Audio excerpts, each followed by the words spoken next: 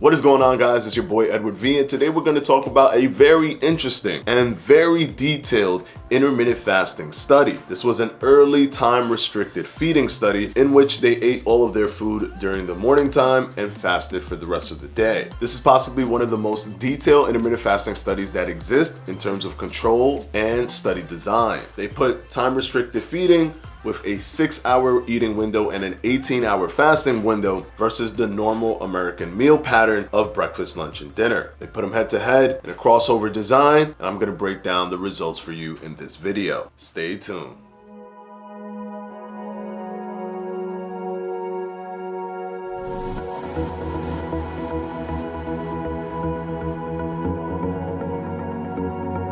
So this study was conducted in the Pennington Biomedical Research Center in Louisiana. The study was published in the Journal of Obesity on July 24th, 2019. The study was run by Eric Robinson and colleagues and looked at the differences between someone who is doing early time restricted feeding, which is a 6-hour eating window in the morning, versus eating breakfast, lunch, and dinner throughout the day and ending at 8 p.m. at night. They broke it up into 3 identical meals for both groups.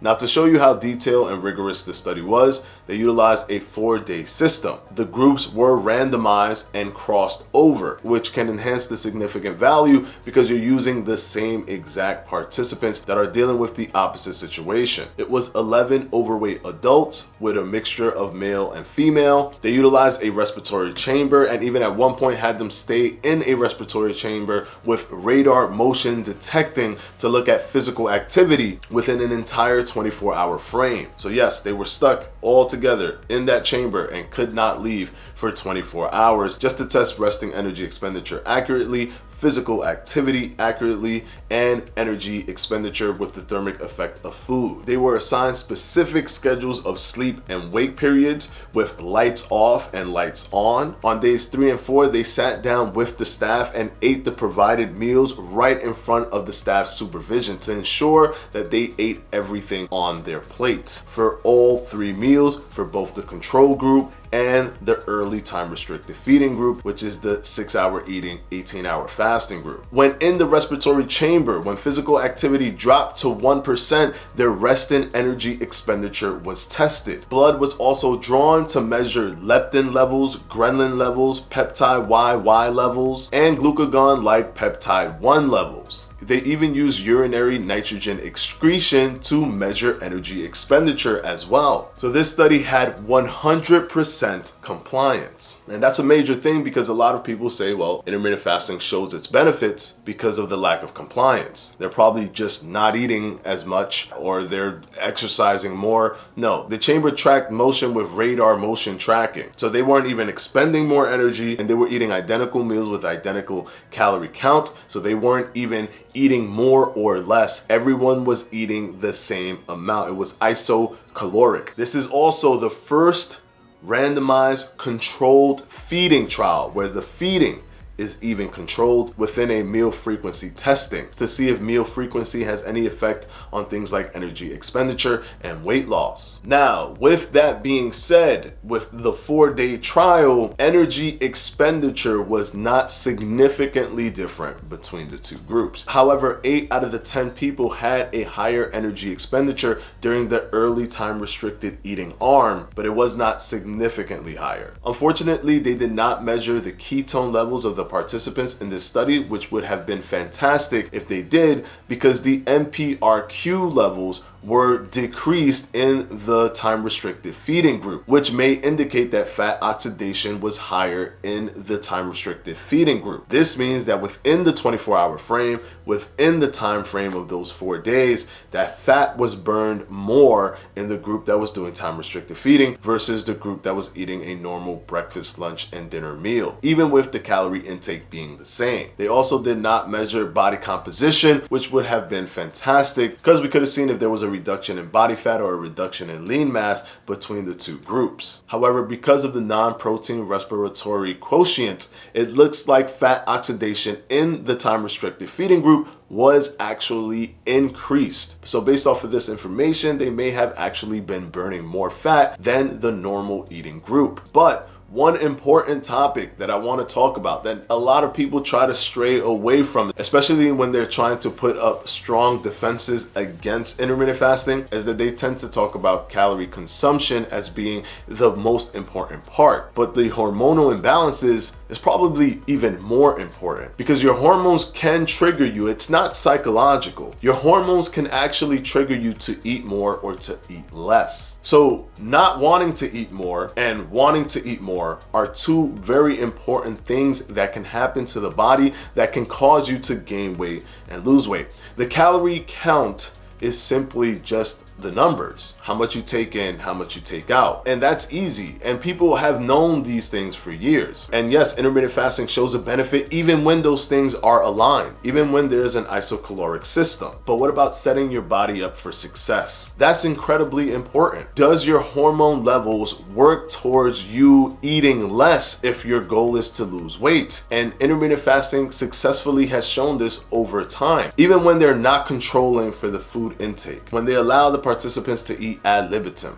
When they do that, which means that they can eat as much as they like, the intermittent fasting group almost always eats less. That can't be a conspiracy. Are they eating less just because they have a smaller window and so they can't get their food in for the rest of the day? Or is there something else at play here? Looking at the blood work of both the control group and the early time restricted feeding group, ghrelin is decreased significantly in the time restricted feeding group. Ghrelin is the hunger hormone. This hormone releases to tell you to eat. Reducing the pattern in meal frequency and reducing your ability to eat throughout the day actually reduces ghrelin, the hormone that tells you that you are hungry. And this is the reason why people become overweight and become obese, because they are technically not biologically hungry, considering that they have so much stored body fat. However, ghrelin still secretes and says you are hungry, which makes it easier for them to go and grab something to eat. Intermittent fasting can dial that back and pull it back. Not only was ghrelin secretion decreased in the time restricted feeding group, peptide YY, which is a satiety hormone, which makes you feel full and makes you feel satisfied, was increased in the time restricted feeding group over the control group. Two hormones, completely opposite. One increased, one decreased, and the one that decreases is the one that's telling you to eat more. The one that's increasing is the one that's telling you that you are already full. It's not a secret. These studies are showing that intermittent fasting is facilitating a better hormone balance with how you perceive food psychologically and even hormonally, making you want to eat less and not more. That's incredibly important. One other thing that was shown in this group was that the thermic effect of food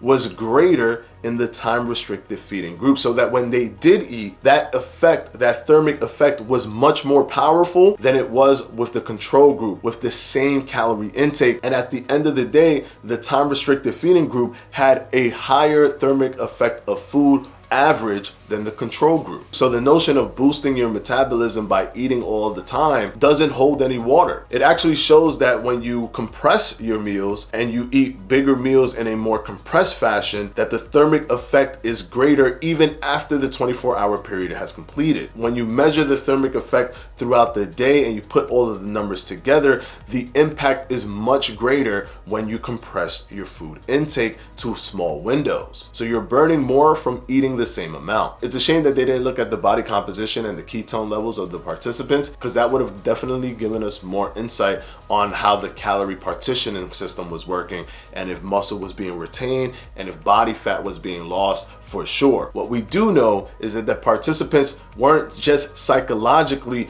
less hungry, they were actually hormonally less hungry. They did not want to eat hormonally, all because they compressed their eating window to a smaller time frame. This also coincided with how they felt, because they filled out visual analog surveys and showed that when they were doing the intermittent fasting protocol, they were not hungry. They felt full. They felt higher levels of awakeness, higher levels of energy, all during the time restricted feeding time frame, but they felt those feelings less during the normal American meal setup. Further emphasizing that we cannot brush aside what intermittent fasting can do to you hormonally to make sure that you're eating less, to make sure that you're trying to consume less. It could actually prep your body, set up your body so that you can be successful in consuming less calories if that's your goal. Yes, intermittent fasting shows beneficial calorie partitioning, and where studies show that fat oxidation or fat burning is higher in the intermittent fasting group, even if the weight remains the same, even if the calories are the same. But one thing that we cannot continue to brush to the side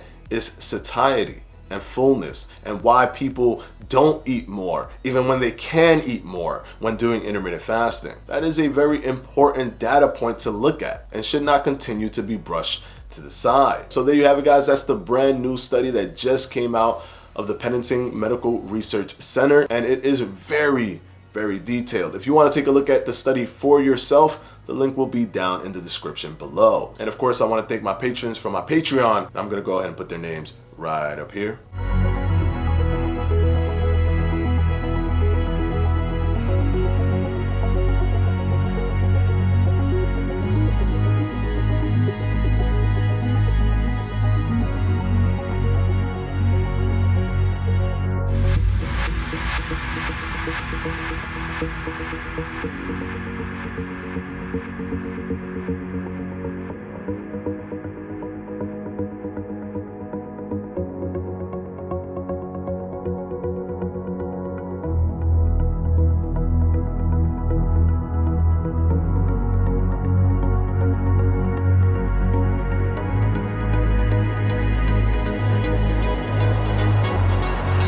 And of course, as always, guys, I'll see you on Sunday for another FAQ. Peace!